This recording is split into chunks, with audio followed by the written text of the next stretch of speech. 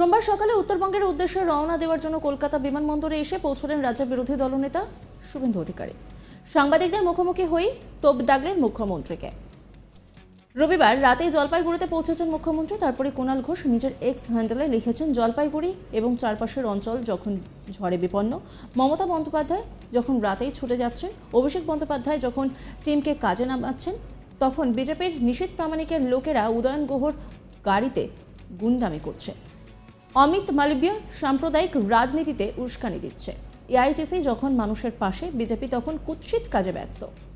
কুণাল ঘোষের টুইট প্রসঙ্গে বিরোধী দলনেতা বলেন, মুখ্যমন্ত্রীর চার্টার্ড ফ্লাইট আছে, উনি যখন তখন যেতে পারেন। আমাদের শিডিউল ফ্লাইটের জন্য অপেক্ষা করতে হয়েছে। রাজ্যপাল গেছেন, তৃণমূলের ইলেকট্রাল বন্ডে অনেক টাকা।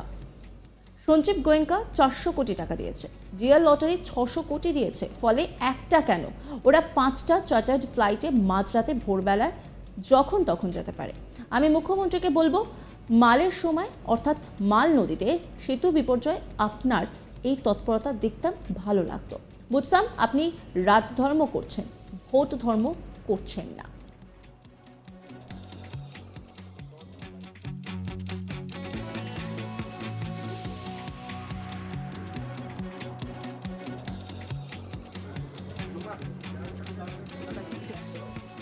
শুভেন্দু অধিকারী কি বলেছেন শোনাবো আপনাদের। ওনার চার্টার ফ্লাইট আছে, উনি যেতে পারেন। আমাদের কমার্শিয়াল ফ্লাইট যখন টাইম হবে, গভর্নরও গেছেন, আমরাও যাচ্ছি, অন্যরাও গেছেন।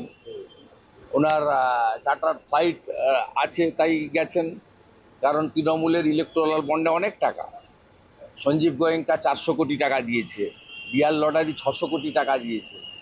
তো একটা কেন, 5টা চার্টার ফ্লাইটে মাঝরাত্রে, ভোরে, সকালে, রাত্রে সব যেতে পারে। কিন্তু আমি তৃণমূলকে বলবো, মুখ্যমন্ত্রীকেও বলবো, মালের সময় যদি আপনার এই তৎপরতাটা দেখতাম, ভালো লাগতো। তাহলে বুঝতাম আপনি রাজধর্ম করছেন, ভোট ধর্ম করছেন। পাশাপাশি বিরোধী দলনেতা জলপাইগুড়ির ভয়াবহ পরিস্থিতি প্রসঙ্গে বলেন, কাল থেকে আমাদের স্বেচ্ছাসেবক ওখানে কাজ করছে। সাংসদ জয়ন্ত রায়, বিধায়ক কৌশিক রায়, মাদারিহাটের এমএলএ ও আলিপুরদুয়ারের প্রার্থী মনোজ টিকা কাজ করছেন। আমাদের মডেল কোড অফ কন্ডাক্ট মাথায় রেখে কাজ করতে হচ্ছে। প্রধানমন্ত্রীর দপ্তর দ্রুত হস্তক্ষেপ করেছে। এনডিআরএফ ওখানে রিলিজ এবং রেস্কিউ ক্যাম্প করেছে, যা প্রয়োজনীয় ব্যবস্থা নিচ্ছে। স্বাভাবিকভাবেই 3টে গ্রামের 800 বাড়ি ধূলিসাৎ হয়ে গেছে।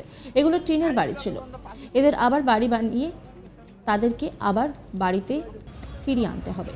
সবার উচিত এই সময় ওদের পাশে দাঁড়ানো, কারণ সরকারের কাজে কোনো মডেল কোড অফ কন্ডাক্ট নেই। বাকি কিছু এনজিও যেমন ভারত সেবাশ্রম, রামকৃষ্ণ মিশন এরাও কাজ করছে, আরএসএস কাজ করছে। আমি আশা করব যারা এই রাজ্যের শাসন ক্ষমতায় আছেন তারা ত্রাণ কার্যকে নির্বাচনী কার্য হিসেবে ব্যবহার করবেন না।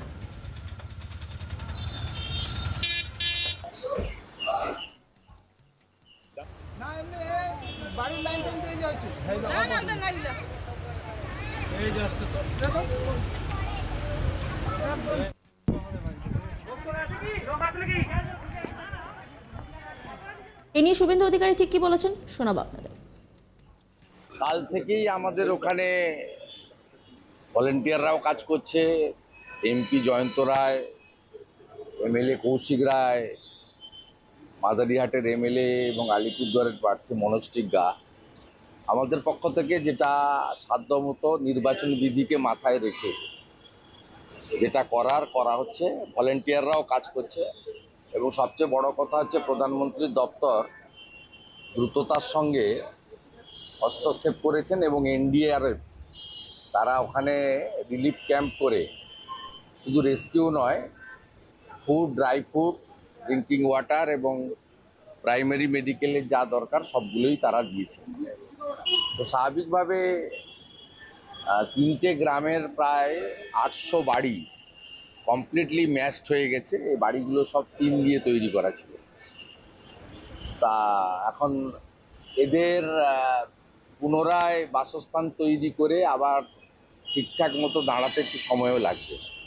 এই সময় সবার উচিত ওদের পাশে দাঁড়ানো, বিশেষ করে সরকারের উচিত, কারণ সরকারের কোনো ন্যাচারাল ক্যালামিটি বা ডিজাস্টারের ক্ষেত্রে এমসিসির আওতায় সরকার পড়ে না। আর বাকি যে এনজিওগুলো রয়েছে রাষ্ট্রীয় স্বয়ংসেবক সংঘ থেকে শুরু করে ভারত সেবাশ্রম সংঘ, রামকৃষ্ণ মঠ ও মিশন, এরা করছেন কাজ। এদেরও অনেকটা দায়িত্ব নিয়ে করতে হবে, কারণ আমরা পাশে থাকতে পারি, সিম্প্যাথি দেখাতে পারি, কিন্তু সরাসরি আমাদের যারা আমরা রাজনৈতিক কর্মী বা জনপ্রতিনিধি, আমরা নির্বাচন বিধিতে আটকে যাব। আমাদের ইচ্ছা থাকলেও উপায় নেই। এই সময়ে রামকৃষ্ণ মঠ ও মিশন, ভারত সেবাশ্রম সংঘ, রাষ্ট্রীয় স্বয়ংসেবক সংঘের মতো সামাজিক সংগঠন বা Lions club, rotary, red cross, এদের ভূমিকাটাই বড় থাকা উচিত। এবং আমি আশা করব যে অন্য রাজনৈতিক দলের লোকেরা বা যারা এই রাজ্যে শাসন ক্ষমতায় আছেন, তারা সরাসরি এই ত্রাণ কার্যটাকে নির্বাচনী কার্যে ব্যবহার করবেন না। যা যা করার তাদের প্রশাসনকে দিয়ে তারা করবেন। সোমবার সকালে উত্তরবঙ্গের উদ্দেশ্যে রওনা দেওয়ার জন্য কলকাতা বিমানবন্দরে এসে পৌঁছলেন রাজ্যের বিরোধী দলনেতা শুভেন্দু অধিকারী। সাংবাদিকদের মুখোমুখি হয়ে তোপ দাগলেন মুখ্যমন্ত্রীকে, পাশাপাশি তৃণমূলকেও। রবিবার রাতে জলপাইগুড়িতে পৌঁছেছেন মুখ্যমন্ত্রী। তারপরে কুণাল ঘোষ নিজের এক্স হ্যান্ডেলে লিখেছেন, জলপাইগুড়ি এবং চারপাশের অঞ্চল যখন ঝড়ে বিপন্ন, মমতা বন্দ্যোপাধ্যায় যখন রাতেই ছুটে যাচ্ছেন, অভিষেক বন্দ্যোপাধ্যায় যখন টিমকে কাজে নামাচ্ছেন, তখন বিজেপির নিশীথ প্রামাণিকের লোকেরা উদয়ন গুহর গাড়িতে গুন্ডামি করছে, অমিত মালবীয় সাম্প্রদায়িক রাজনীতিতে উস্কানি দিচ্ছে। এআইটিসি যখন মানুষের পাশে, বিজেপি তখন কুৎসিত কাজে ব্যস্ত। কুণাল ঘোষের টুইট প্রসঙ্গে বিরোধী দলনেতা বলেন, মুখ্যমন্ত্রীর চার্টার্ড ফ্লাইট আছে, উনি যখন তখন যেতে পারেন। আমাদের শিডিউল ফ্লাইটের জন্য অপেক্ষা করতে হয়েছে। রাজ্যপাল গেছেন, তৃণমূলের ইলেকট্রাল বন্ডে অনেক টাকা। সঞ্জীব গোয়েঙ্কা 400 কোটি দিয়েছে, জিয়া লটারি 600 কোটি দিয়েছে, ফলে একটা কেন, ওরা 5টা চার্টার্ড ফ্লাইটে মাঝরাতে ভোরবেলায় যখন তখন যেতে পারে।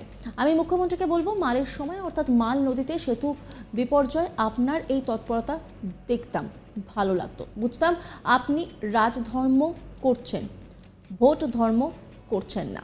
কি বলছেন শুভেন্দু অধিকারী, শোনাবো আপনাদের। ওনার চার্টার ফ্লাইট আছে, উনি যেতে পারেন। আমাদের কমার্শিয়াল ফ্লাইট যখন টাইম হবে, গভর্নরও গেছেন, আমরাও যাচ্ছি, অন্যরাও গেছেন। ওনার চার্টার ফ্লাইট আছে তাই গেছেন, কারণ তৃণমূলের ইলেকট্রাল বন্ডে অনেক টাকা। সঞ্জীব গোয়েঙ্কা 400 কোটি টাকা দিয়েছে, ডিয়ার লটারি 600 কোটি টাকা দিয়েছে। অর্থাৎ একটা কেন, 5টা চার্টার ফ্লাইটে মাঝরাত্রে, ভোরে, সকালে, রাত্রে সব যেতে পারে। কিন্তু আমি তৃণমূলকে বলবো, মুখ্যমন্ত্রীকেও বলবো, মালের সময় যদি আপনার এই তৎপরতাটা দেখতাম, ভালো লাগতো। তাহলে বুঝতাম আপনি রাজধর্ম করছেন, ভোট ধর্ম করছেন। অন্যান্য খবরের আপডেটের জন্য অবশ্যই নজর রাখুন আজ তাক বাংলার ইউটিউব স্ট্রিমিংয়ে।